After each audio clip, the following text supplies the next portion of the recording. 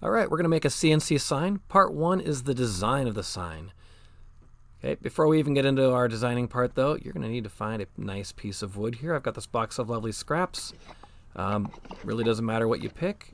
If you don't find a piece exactly that you like, we can cut it down and make a perfect size for you, so you don't have to use exactly that size.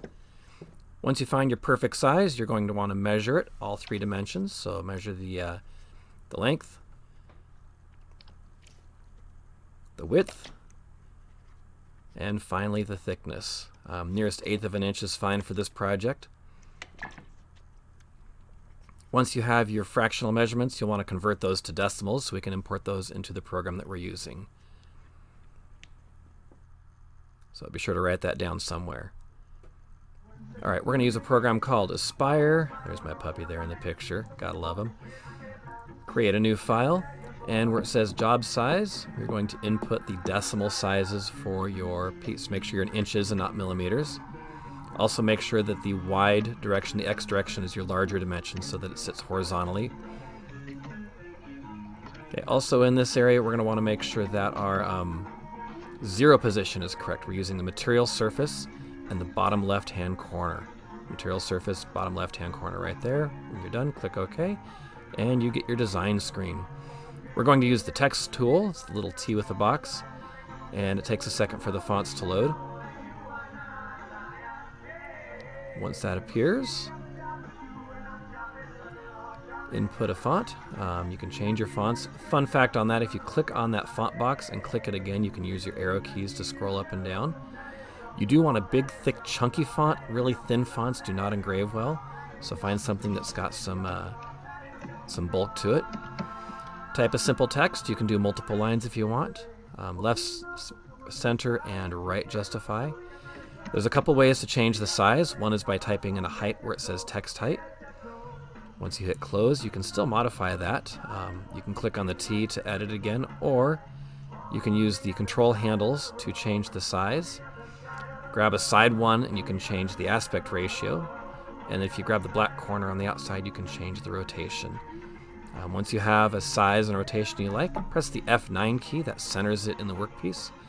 You do want to make sure that you've got about 1/2 inch all the way around so that when you clamp it down, you've got room for the router bit to go. Part 2 now, we have to take that design and we have to turn that into what's called a toolpath. Over on the right, click the Toolpathing tab and click on the thumbtack to lock that into place. And then you're going to want to choose the V-Carve icon. If you hover over it, it gives you the name. So click on V-Carve. Turn off the flat depth if it's on. And we're looking for the tool that is the 0.375 90-degree V-bit. Double check over here in the tool panel. Should do what the last person did. The big ones we're looking for are the feed rate. We're going to run fast. It's 180 on the feed rate and the plunge rate. And then go ahead and calculate. Now right there it says no suitable vectors selected, so we're not quite done. We told it to make a toolpath, but we didn't say what to toolpath. So we need to select our text. You can click it or you can box around it. Now when I hit OK, it's going to set me in preview mode. The blue lines are going to show me where my toolpath is. And if I hit preview, it'll show me actually what it looks like on the engraving. In this view, you can see the blue lines showing where the tool will actually travel. We're making sure it doesn't go off the board for some strange reason. And then when we've got this, we need to save our toolpath. This is different than saving the file. Okay, so you want to select the Shopbot TC where it says toolpaths to be saved. Make sure yours shows up. So down here in the post processor list, choose the one that says Shopbot TC inch. Click that, and then save toolpaths. It's going to direct you to your standard Windows window.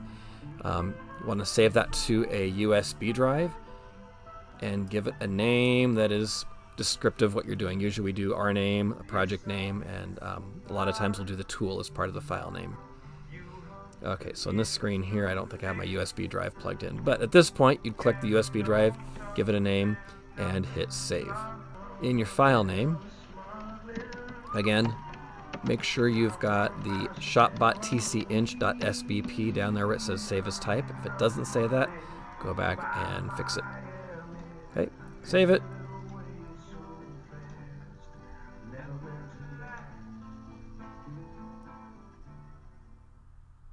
All right, part 3, we're going to take this over to the computer now, or the CNC machine.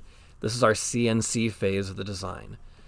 All right, so you're going to take your board, set it horizontally, set it right up to the fences like so, and using the 4 clamps, we're going to clamp it down.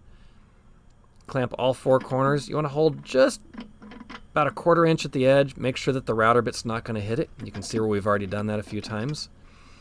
And screw those clamps down nice and tight. Make sure the board can't move. And double check and make sure you're up against the fence.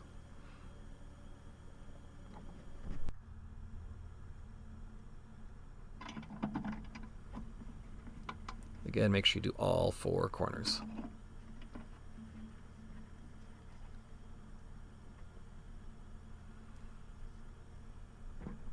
Okay, once you have that clamped down, you're going to press K for keyboard on the machine, and that's going to allow you to move the carriage. Use the arrow keys to move the carriage, so that was a right arrow press made it go left. Bad video editing. Okay, down arrow is going to make it come towards you, and you want to center that over the middle of the stock. Page down is going to bring the carriage down to within about 1/2 inch. Don't ram it into the board though. What we'll want to do is press the D button, and that's going to put us into fixed mode. In this case, it's 1/10 or 1/100 of an inch with a piece of paper underneath. We'll advance it down using the page down button. Step that down until it just grabs the paper. As soon as the paper stops, you're done. That means the bit is now exactly on the top of the board.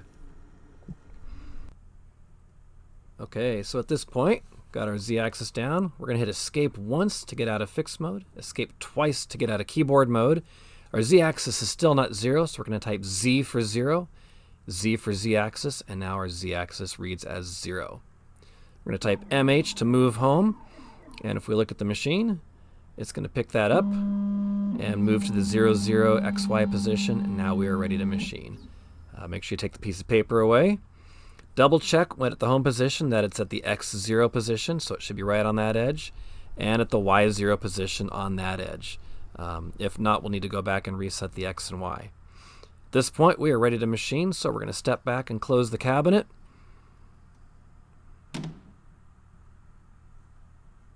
And on the computer, we are going to hit the Enter key. Oh, wait. First, USB. So plug in the USB. Doesn't fit. Flip it over. Plug it in. Still doesn't fit. Stupid USB. Turn it over again. 3rd time's a charm. And boom, it should go in right there. It'll pop up with a window saying, hey, what do you want to do? Ignore that. Just hit escape or cancel. Now hit enter, locate your file, hit enter again, follow the directions on the screen, and when it asks to start the router, check your material and hit OK.